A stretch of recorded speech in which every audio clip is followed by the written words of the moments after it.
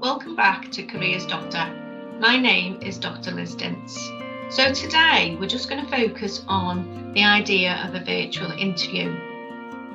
Now, over the last 12 months, with everything that's happened in the pandemic, more and more employers are using this approach to interview candidates for jobs.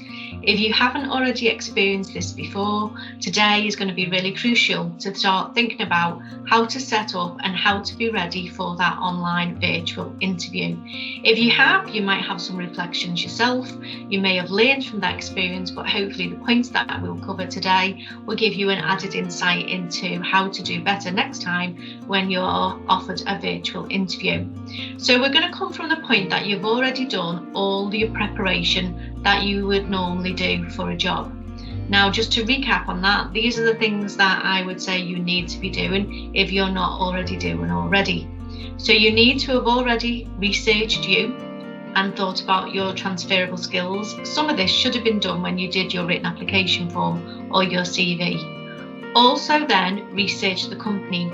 Do some further research on them, who they are, what they offer, some of their selling points, awards or recognition that they've got in the sector. Then to revisit your application form and what you already said. And also with that, to review the job specification, because this should be the key to the questions that they then ask you. So use the job specification in your prep to go through and create some idea of the questions. You'll be able to put some simple phrases in front of some of the job spec areas, i.e., can you tell me about a time when, and then the criteria. So you should have already done all this preparation, and this is going to set you up to be ready to give the best interview that you can. In addition to that, there's some additional things that I would suggest that you do when you're using technology. There is a little anagram that we're using, and it's called PETS, and it's PETS,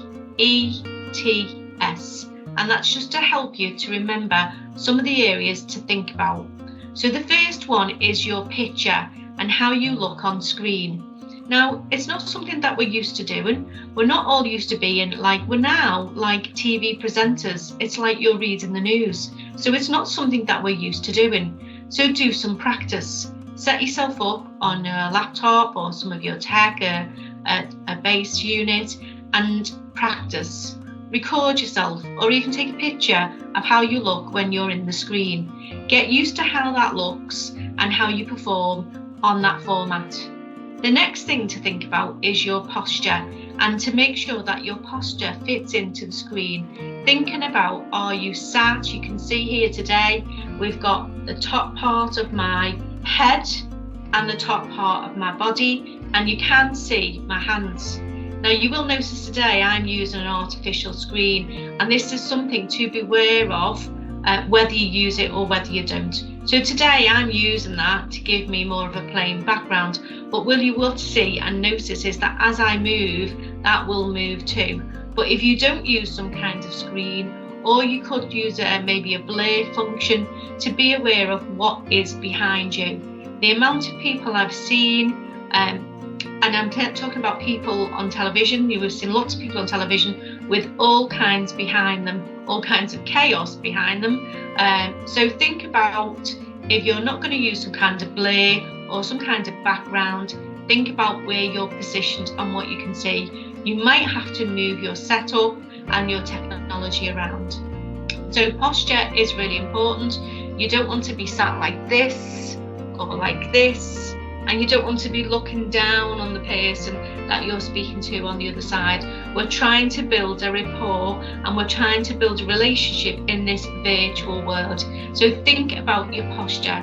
Then building on that, the next thing is your eye contact. Now, what you will notice if you play around is that if you look at the screen, then like I am now, your eye position is different. And if you look at your camera, it is different again. So be mindful of eye contact. It is really important to establish that relationship with the employer. When we have face-to-face interviews, we talk to individuals a lot about establishing that eye contact. And if there's multiple people, that you look at the different people in the room. That is a bit similar to what's going to happen in the virtual room, but it might take a little bit more work to do that, and think about where your camera is. So eye contact is really important. So next is the T, and the T is for technology. So think about your technology. What kind of setup have you got? So today I'm working off 2 screens, and sometimes you might see me looking from one to the other.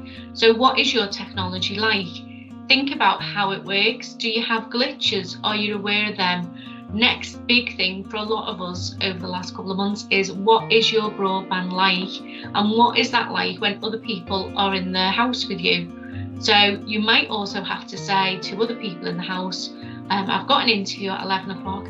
Can we try and limit use of broadband? So that means that your connection will be more established. Employees are used to this as well, and obviously some of these things are out of our control, but to be mindful of where you can, to look at your technology, look at what you're using, and make sure that you're set up, you have a camera, have a practice with it, make sure it works, make sure your volume works, and everything is right for on the day. So the next element to think about is sound. What is going on around you in the house or the flat or wherever you live?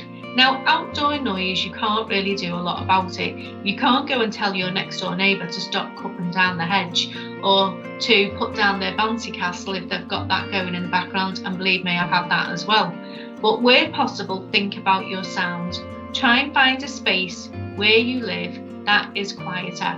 Maybe it might be a spare room, or try and arrange the appointment when less people are about. Try and have an area where maybe you could shut the door, so that also blocks out other noise in the house, like people watching television or someone on the radio. So think about sound. A little tip is that you could create a little poster and put it on your door. So you're just saying to people, remember, I'm having an interview. Because sometimes people forget and will walk in, and we've seen that on television with people with children in the background and people coming in when they're on television. So maybe think about some of those that you've seen on television. I know there's the classic one where the child comes in and the mother crawls in the background and pulls the child away. So think about these areas, this PEPS little model, the picture, the posture, the eye contact, the technology and the sound. And key on that is practice and getting used to performing in this format, using a camera and speaking to people and getting more used to that. You can then become more comfortable and more confident for your interview. So that's just a short little video on thinking about a virtual interview and some of the tips that I would give you to make sure you're set up and you're practiced for that when that comes. So thank you very much for joining Career Doctor today, and if you want to subscribe, just click over here and we'll be making another video shortly. Bye now.